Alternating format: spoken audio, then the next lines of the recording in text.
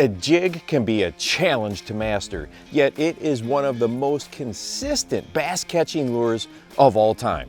Well, one of the biggest problems with taking our jig fishing to the next level is an issue we often do to ourselves, but no worries, because we are going to look at what is really happening underwater and how slight changes here make all the difference here. It is so easy when fishing a jig to cast it out there and then start doing this. Full rod movements from here to here. When bass are super aggressive, this will work fine. But when fishing is more challenging, we are often taking ourselves out of the game before it even starts. Here is what that 9 o'clock to 12 o'clock rod movement looks like under the water. That jig is absolutely flying and often not hitting the bottom like we think it is. Even when crawdads are startled and dart off, they don't cover that much water that fast. Well, as anglers, habits are super hard to break. So how do we easily correct this and make this lure work for us throughout more of the retrieve? There are 3 little subtle retrieves I like to use. Number 1, keep the rod tip pointing at the lure and use the reel handle to scoot it along, not the rod. And even when doing this, we need to be conscious of speed. It is common for a high gear ratio reel to pick up 30+ inches of line in one rotation. So a half turn will still drag that jig as much as 15 inches. Quarter handle turns are my favorite. And as you can see, it imparts some nice lifelike action on our jigs.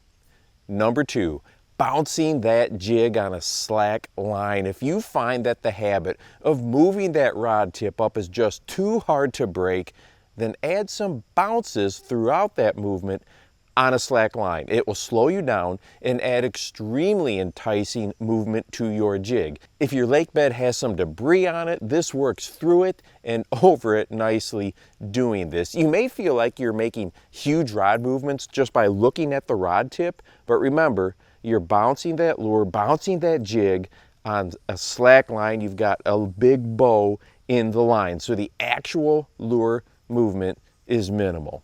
Now, number 3 is one of my favorites if there are days when I just feel like I cannot slow down enough and I want to keep moving. And that is to go ahead and mix in some swimming retrieves with the lure. Now, even flipping jigs and your traditional bottom dragging jig designs will swim better than we often assume that they will. Much like how we can fish a swim jig on the bottom, we can use a bottom bouncing jig to mix in some swimming retrieves. The key difference for me though is when fishing up high in the water column or higher in the water column, I've got that swim jig tied on.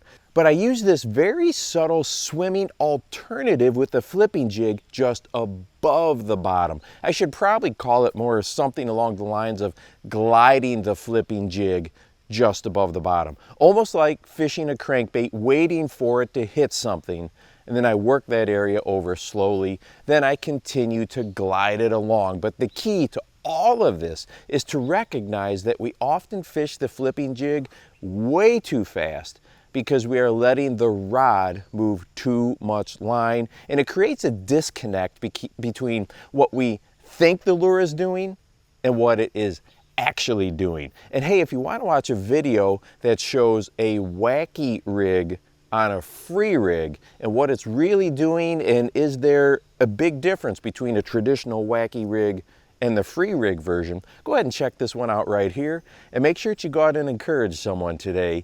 You never know how you might just change their life. For the Bass Fishing Life, I'm your host, Steve Rogers.